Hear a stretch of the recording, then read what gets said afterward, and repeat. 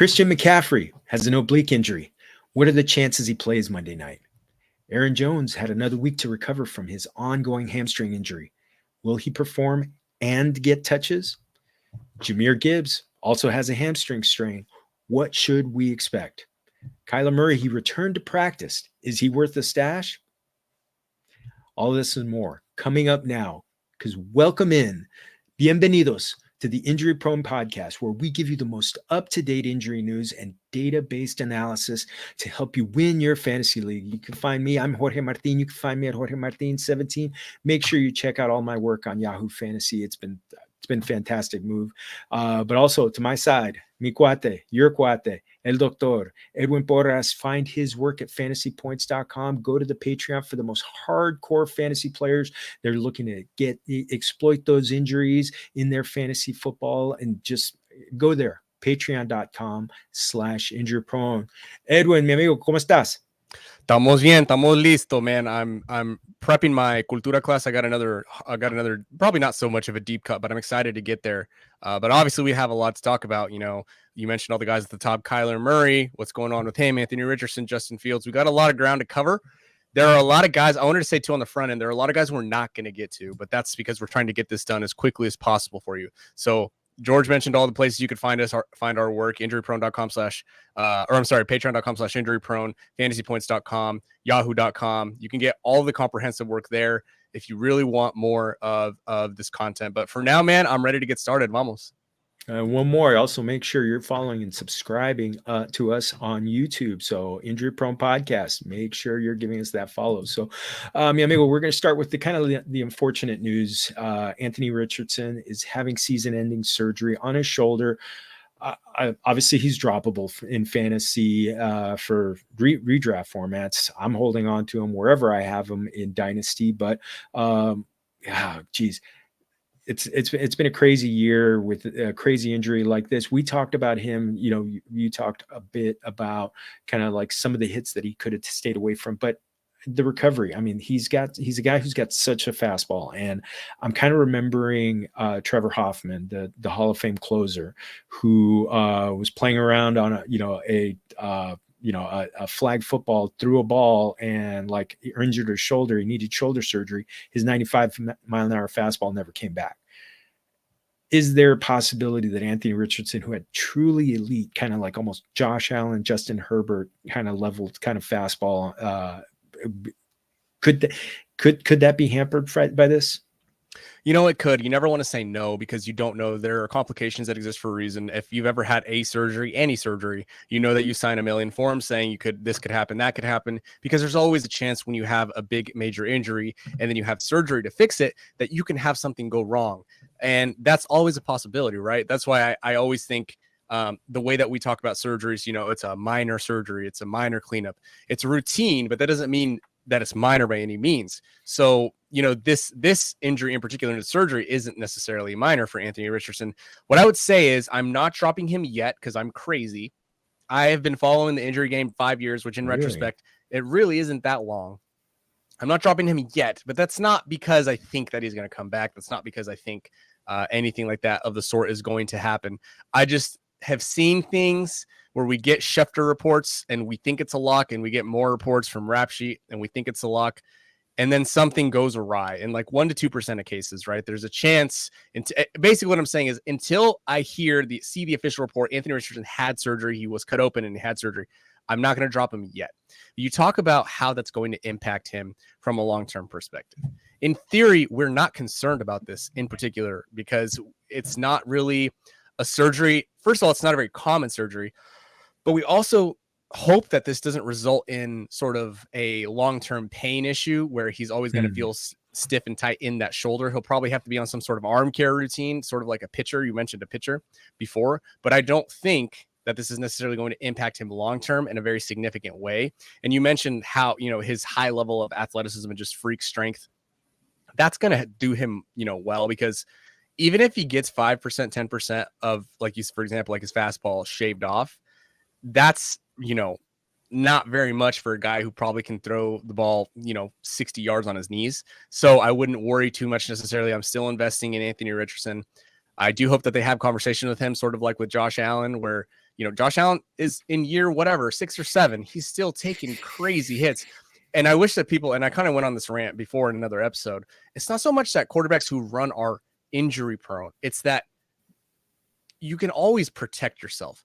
And just because you run doesn't inherently mean that you are at risk for injury, but there are things that you can do to mitigate that risk. And I really wish somebody would get in Anthony Richardson's ear because that injury that he suffered and sustained, in my opinion, obviously adrenaline's pumping. I'm watching from the couch is easy for me to say, but man, he was surrounded by defenders and he could have just taken a slide there. And I wish he would have. Obviously, who knows if that would have ever, if that would have prevented what's going on. But for now, don't drop Anthony Richardson in a redraft yet. Wait until you get the report that he is officially, had surgery.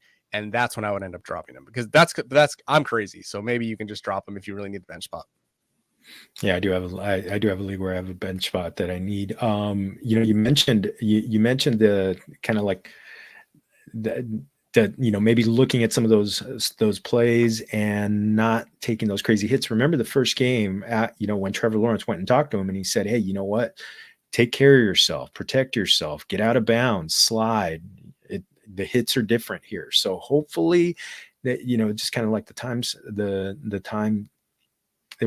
kind of away from the game, that some of that starts sinking in. What's kind of like the timeline for him to return to being, kind of like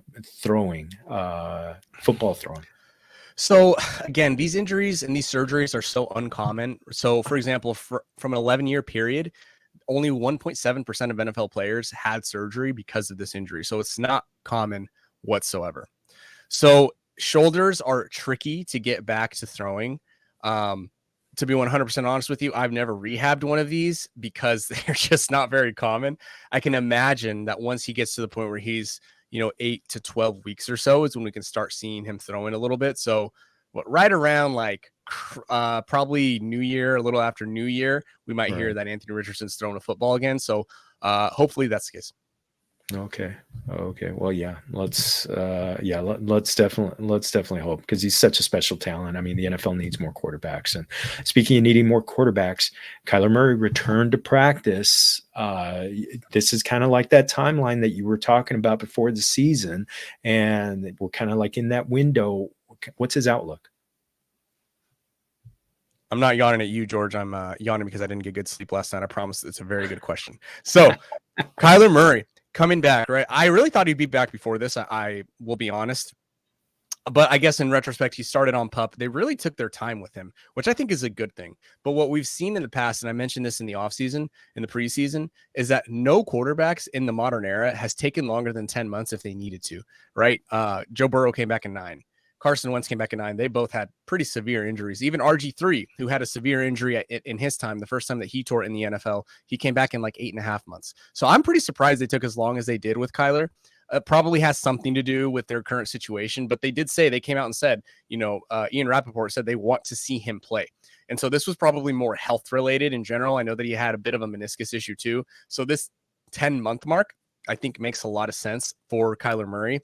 I think because they took so long, I don't think that his rushing is going to be impacted as much. You usually see a 10 to 15% dip in rushing production among quarterbacks after an ACL tear. Small sample, of course, but you're going to want to temper your expectations for Kyler Murray. But I do think that he's a guy that I would go out and stash, especially if I'm having issues at quarterback.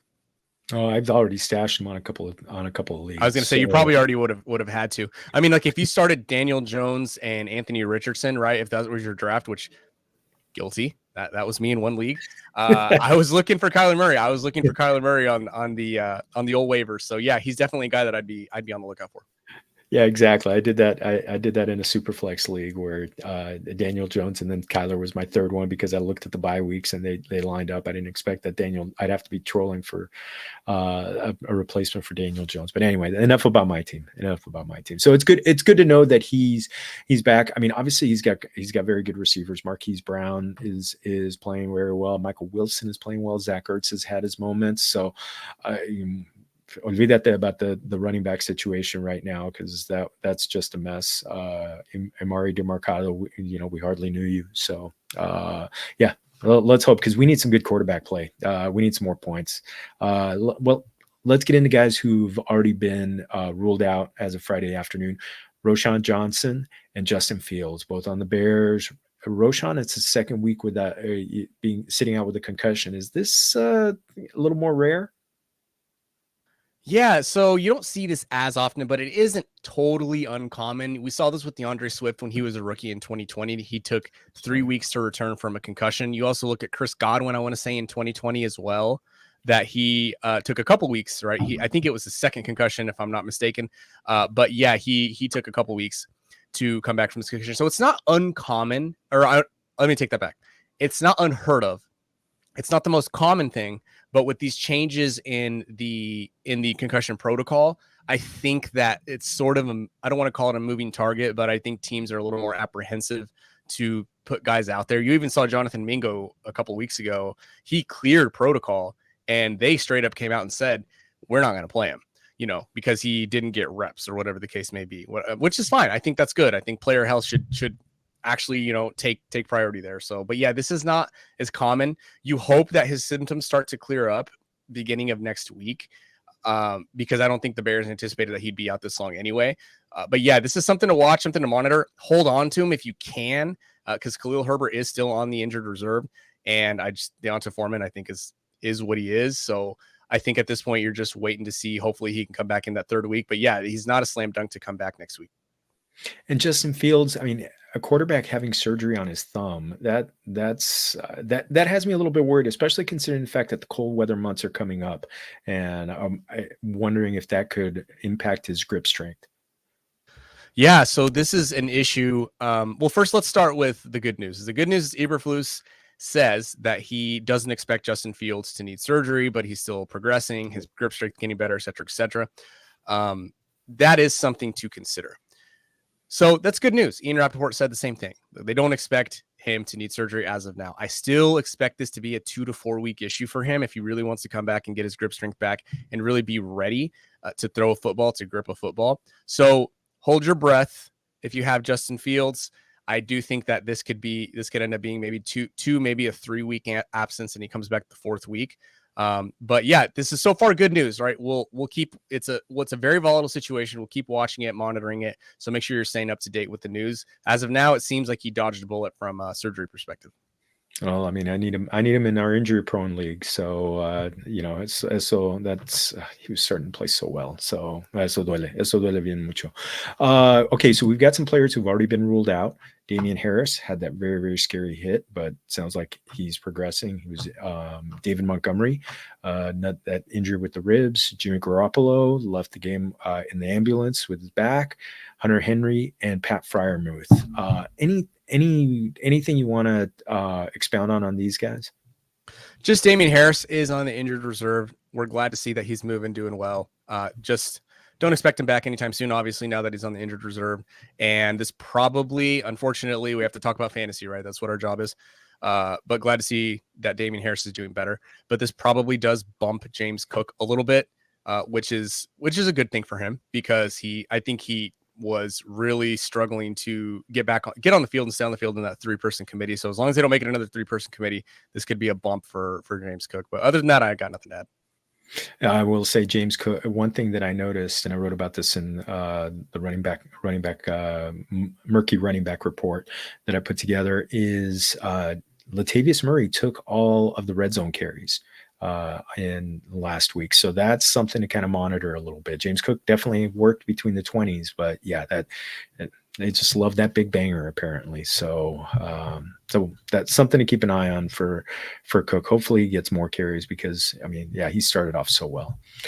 All right, so we're going to the main course right now, and we're going to start with the guy on the thumbnail, Christian McCaffrey, playing Monday night. So it's a tough decision, especially when you're going into the Sunday games. Is he going to play? Because he's been probably the most important player in fantasy this year. Obviously the clear-cut RB1. Those ribs, oblique, whatever they're calling it, they're calling him day to day. What do you think? What is your prognosis in your crystal ball? Right. So I wish I had a crystal ball, but the one thing we can look at is precedent with these specific injuries. We know that shoulder, ribs, chest injuries, 70% of the time, running backs don't miss any time.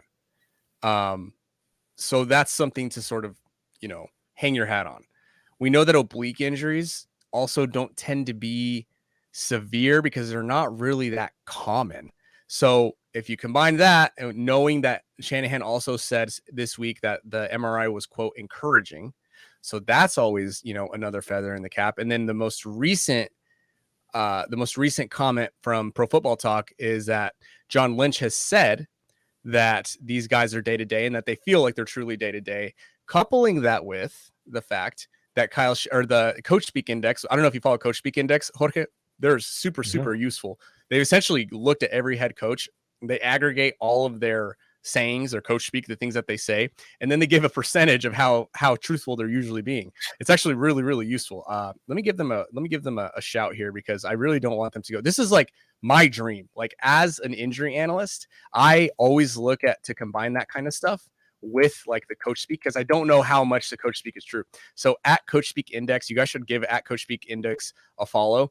But anyway, they basically say that Kyle Shanahan's a straight shooter. He's honest. And so he says that they're day to day, that when I say they, I mean Deebo and Christian McCaffrey are day to day. I kind of believe him because this kind of seems like a situation that you literally clinically as a PT, as an AT, you would take this situation day to day because it is, you do have that extra day, you do have that extra time, and you're not necessarily in a rush. So they could wake up and feel, a lot better than they did today. And they could continue to be, they could really be active on Monday night. So something to monitor. Here's how I would, because I know people just want to know, like, okay, Edwin, whatever, you said all that. How are you handling it? Unless I'm just like loaded, unless I'm just stacked, I'm looking at it like this. Christian McCaffrey is the primary reason I'm winning games. If I win this week, Christian McCaffrey will probably be the primary reason that I'm going to win this week. If I don't play Christian McCaffrey, I'm probably going to lose. If I play Christian McCaffrey, he performs poorly, I'm probably going to lose. So for me, and this is like really getting into the psychology of how you would do things. For me, I think McCaffrey's going to play. And because I think McCaffrey's going to play, and because he was my number 1 overall pick, I'm going to leave him in my lineup, and I'm just going to live with the result. If you have McCaffrey, you're probably doing pretty well for yourself anyway, unless you really, messed up your draft. So I don't know maybe you have a different opinion, Jorge, but like I'm leaving him in that spot. It's not like I think that it's totally off the table that he's not going to play. Like I think that he's got at least a 50% chance to play. So I'm just going to gamble with it. And if he doesn't play, like I said, I'll live with it because I was probably going to lose anyway because I probably don't have any better options at this point, especially given the bye weeks and all the other injuries to running backs. You know what? Honestly, I would play him. Because just for the same reason that last week I played Austin Eckler in my leagues coming right out of the break, because the fact that even if he's 80%, he's better than anybody else I got, especially with the bye weeks that are happening right now. So yeah, McCaffrey definitely. Deebo, I know you've expressed some concern about him. I'm a little more concerned for Deebo, more specifically because even just now, I want to say it's Cam. I forget his name. Cam something, one of the 49ers reporters. He said Cam Christian McCaffrey's Cam Inman. He actually just tweeted a few minutes ago that Christian McCaffrey is not, or is on the side. He's working individual drills with the athletic trainer, with the PT, but no sign of Deebo Samuel. Usually not a great sign. Usually they're not. That means he's not even close. So Deebo Samuel, and I sort of mentioned like there's a 20% chance on Tuesday. I mentioned there's a 20% chance Deebo doesn't play. So I would prepare, and I'm in the opposite boat because we've seen them use Deebo as a decoy. I would say like if Christian McCaffrey plays, I probably wouldn't trust Deebo, right? And this is exactly what's going to happen. This is, Jorge, this is why I love fantasy football. Yesterday, I tweeted about all the negatives that happen when a quarterback plays through a knee injury, and then Trevor Lawrence has a freaking basically career high in rushing yards. So I said he wasn't going to run as much. So of course, this is probably going to go the exact opposite direction. But we have to go process, right? The process. Denny Carter and JJ Zachariason joke about like he screamed the process as his wife drove off in the car with all their possessions, right? Like my wife's going to leave me for this process, but the right process, in my opinion, is to assume you won't have Deebo Samuel because of the data, the statistics, and sort of the feel and the vibes. And then to me, the right process is you slot Christian McCaffrey in your RB1 spot. You hope for the best, and if you lose, you lose. That's sort of where I'm at with the whole situation. Yeah, and if you're playing DFS and Deebo is out, and if Deebo and Christian McCaffrey are out, I'm putting Brandon Ayuk in the captain spot. So on Monday Night Football, on that Island game, put him in the captain spot. I think he's gonna have a big game, big game. Now looking at Jahmyr Gibbs, and well, he's coming back. They say he's coming back from injury. You know, I'll believe it when they do the injury report and the actives and inactives on Sunday. But what can we expect after this hamstring injury, especially considering the fact that David Montgomery is out, and they, as Dan Campbell said, they need Jahmyr Gibbs. Yeah, you nailed it. I mean, that's it, right? They said they need Jahmyr Gibbs. And the other thing is Craig Reynolds is on the injury report with the hamstring and a toe issue, right? So he's banged up. I really do think it sounds like Jahmyr Gibbs is going to get a pretty, full workload, which again is a little scary because he is coming off that hamstring strain. They're going to try to be as careful as possible. So there is that 24% recurrence rate. But if you have Jahmyr Gibbs, given the current landscape, here's one of the few, and maybe not, I might not even be there, but one of the few running backs that if for some reason I somehow have Jahmyr Gibbs and I can play him in place of Christian McCaffrey, maybe I lean Jahmyr Gibbs in this particular set of circumstances. But you're probably playing Jahmyr Gibbs, like outside of Christian McCaffrey, you're playing Jahmyr Gibbs, and I think you live with the result. I think so. And the last time that he played without David Montgomery, he had a big workload. I think he had close, like 18 touches and just close to 100 yards total scrimmage yards. And they're going to need them because against Detroit, Detroit's got a good run defense, and so he might get some work in the passing game. So I'm still firing him up. Again, it's that the week that it is, the bye week from hell, and then the injuries on top of it. It's like, gosh, I mean, I think I'm going to be playing Darrell Henderson in a league, so that just tells you what that team looks like. So vamos a ver. Okay, third part of our main course. It looks like Aaron Jones is coming back from his own hamstring injury, where he came back. He came back, played. Yeah, it looked like he was going to play, and then he sat out last week coming out of the bye.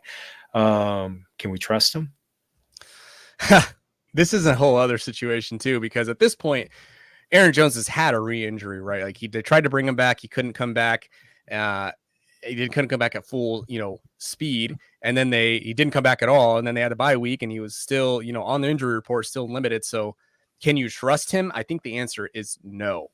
Should you trust him? The answer is probably yes. Like you have to put Aaron Jones into the lineup, and this is a really good counter example of maybe he's had enough time off the bye, and maybe he really is, even though he's still limited. But it's a coin flip between, let's say I do have the option of, and maybe I'm just in a weird situation. I have the option to place Christian McCaffrey or Aaron Jones into that slot. I'm probably leaning McCaffrey in that specific scenario, where in the other scenario with Gibbs, I'm probably saying Gibbs, right? So it all comes down to what you think is going to happen, what the projections are. In reality, the 28-year-old Aaron Jones, if I had to make a bet, again, numbers, statistics, data, probabilities, what we know on face value is that the older you are, the more likely you are to re-injure your hamstring. We've already seen that with Aaron Jones. I hope neither of these guys get re-injured. I hope neither of them do. I think that'll happen. But if somebody said, who do you think is going to have another issue, another setback because of the entire situation as a whole, based on everything we've seen, I would bet that would be somebody like Aaron Jones in that specific scenario. So you have to really weigh that re-injury risk. But if it's going to be one or two of these guys, Aaron Jones scares me more than Jahmyr Gibbs. Yeah, I was you've talked about the age factor and the injury history. This is a classic injury history, but that Denver matchup is just so sabroso. I want to play him, and plus that offense looks better. So I kind of feel like we talked about the Detroit Lions needing Jahmyr Gibbs. I feel like that Aaron Jones is kind of like that adult in the room that brings order to the Green Bay offense. And because it's no coincidence. Jordan Love looked great with Aaron Jones in the offense, and he has not looked great since. So maybe that helps. Maybe that's going to help, especially the whole offense, Christian Watson, all the other guys, and keep an eye on Luke Musgrave for streaming options. So he's a good one. So this week we're going to introduce a new element called injury discounts. These are players that like how creative I am. Muy bien. Muy buena idea, mi amigo. players were actively trading away due to the injury concerns. And first one, and you talked about this one in the Tuesday waiver wire show, Kyron Williams, where what scares you about him? Yeah, I mentioned this, like I said, like you said on the Tuesday waiver wire show. Kyron Williams, the situation has been a little odd, right? The initial reports were, it's not a big deal. He's going to miss 1 week. He'll be back, right? And then we got more reports like 2 days later. Well, he's not going to the IR. He's not going to the IR. We promise. But, this is a little more serious. He could miss multiple weeks. Oh, but he'll be back before the bye. He'll be back before the bye, right? And maybe that is what happens. Maybe it's not that big of a deal. But I tweeted this stat when Saquon Barkley had a high ankle sprain, and it was something like, and I'm going to have to find the tweet because it's like, so X% of low lateral ankle sprains miss like 1 game. And then it's some other like, big percentage of players when they have a high ankle sprain miss 3 weeks. And like, if Kyron Williams misses 3 weeks, and the problem is there was no good video of this injury. Like I tried every sort of angle and possible way to view it as I could. And you just can't see the injury. He gets caught up. So it could be a high ankle sprain that he's dealing with. And we know that's a possibility because he had one last year, right? Once you have one injury, it's very common or very likely that you're going to sustain that same injury. He had surgery for it, right? And then he also had another foot surgery before that in the summer of 2022, right before the season. Yeah. So, at the very least, he's had 2 injuries of the foot and ankle on one side. So on top of the fact, his whole situation, his pedigree isn't great. The Rams weren't afraid to go out and sign Darrell Henderson. They weren't afraid to bump, whoever it is, Royce Freeman off the practice squad, right? Like they weren't afraid to go. And then now Ronnie Rivers is down. So like the Rams are down bad for running backs. And even though, Kyron Williams has done what he's done, maybe there's someone out there in your league that thinks that he's going to keep this up. There's always that one person that doesn't necessarily keep up with the news, right? I'm not saying, and with all of these guys, anytime I recommend trading away, I don't mean trade away below value. Like very rarely should you trade away below value. But when it comes to this guy in particular, if you can get another, mid-range RB2 for him or mid-range, wide receiver 2 or something, honestly, even like maybe somebody out there, and I've seen trades like this happen before. Maybe it's a positional thing. Maybe somebody thinks that Kyron Williams is going to keep this up. And maybe you can trade Kyron Williams away and get Sam Laporta in return. I don't know. Something like that, right? That's very plausible, I think. So I get it. If you're watching and you're not in your league, I get it. Everybody in your league is super sharp and makes all the right decisions. And nobody ever wins a game because nobody ever loses a game. I get it. So, but anyway, I do think that Kyron Williams is a guy you should try to, I don't know what you think, but I think he's a guy you should try to give, trade away right now. You know what? I honestly think this is going to devolve into a committee. And, if he's at all limited, then that's a big difference. I mean, one thing that really helps him is his work in the passing game. And I'm not just talking about the work receiving, but he just draws so much praise for his work in pass blocking, even though he's listed as sub 200 pounds. But, that gets guys on the field. So that to me is one thing that I keep in mind. But honestly, I think this is going to really this is going to be a frustrating team for running backs for the rest of the season, and it's going to be tough. The second guy to talk about here is Mike Evans, and you've talked a lot about his injury history, and obviously he's got a date with AJ Terrell this weekend, so his numbers might be down. So is it potentially a smart idea to trade him away now, considering the injury concerns and the potential tough game? Yeah, man. Like, I think the question, I'm going to get roasted for this. I get it. Anytime you recommend trading away a player who's produced, you get you get hate online, but that's fine. Because again, I'm not saying give them away. I'm saying kick the tires because see what you can get back, right?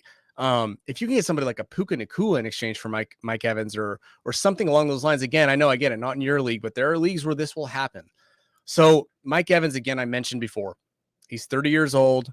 He has had this hamstring issue. This isn't new. He has this chronic hamstring injury since 2019. And he's missed time before, because of it in the past. And we know that he still came back, and I know he had a ton of air yards. I know he had like a drop ball. I know that he could have went off in week 6 or whatever was it last week 6? Like he could have had a bigger day. I understand all that because again, I'm not saying trade him away for pennies. I'm saying see what you can get if you need to mitigate risk, right? And I think the flip side to to this conversation that gets ignored in fantasy a lot of times is the game theory of putting yourself out there and attaining risk, right? This could very easily be a situation where, say you have another wide receiver you find in a very similar value, but you think Mike Evans does have a higher ceiling, right? And you want to trade with another team who wants to mitigate their risk, because let's say they're 6-1 or whatever, 7-0 at the end of this week, and they're like, yeah, I'm gonna sort of moonwalk into the playoffs, where you're 500 or 3-4 at the end of this week, and you're like, man, my guys are really safe. I know that I can start them every week, but I'm just not getting that ceiling. And I know Mike Evans could catch a bomb deep at any given point and put up 40 fantasy points the way that he did, in week 18 or whatever it was last year. So, you have to start viewing it from a game perspective theory. How much risk should you be taking on? I'm talking a lot, Jorge, but I'll give you another example. So we have the two, you mentioned the injury prone league. There's an injury prone league that you're in. And then there's the injury prone, the other league, which is, because I have two of them that basically call upper body and lower body. And in the one that I'm, the one with JJ Zacharyson, I was struggling, a couple of weeks ago, and I don't even remember what the specific trade was. I might have given away some value, but I needed more risk. I was looking at my guys and I was like, yeah, they'll give me ceiling. So what I did when Christian Watson was slated to come back, before he came back, I was like, listen, this was before everybody was like, okay, Jordan Love ain't it. So there was still some unknown and some risk there. I traded for Christian Watson and I threw him on my bench because I needed some upside, and I needed upside. And I had like an extra tight end that I also threw JJ's way. So I sent him Dalton Kincaid and another piece for Christian Watson in return. And it ended up working out for both sides so far, right? We'll see. Christian Watson still has some upside. But the point I'm trying to make here, I know I'm getting long-winded today. The point I'm trying to make is that you absolutely need to look at your roster in an honest way and decide, am I 3-3 because I'm good? Or because I'm bad, I'm sorry, or am I 3-3 because of bad luck? And similar, like, have I lost one game because I'm good, or have I got extremely lucky, right? You really have to be intellectually honest with yourself. And if you're sitting at the bottom of your league, you have 2 or 3 wins, like, it is time for you to start taking on guys like Kyron Williams, for you to start taking on guys like Mike Evans, because if you don't, it's similar to the conversation with Christian McCaffrey. Like, maybe you're screwed, but at least you're going down swinging. Oh, I love it. Yeah, go down swinging. I can't even add any more to that. That was fantastic. Because, well, I'm going to put a bow on that one because that was good. But one thing to add, definitely keep an eye on.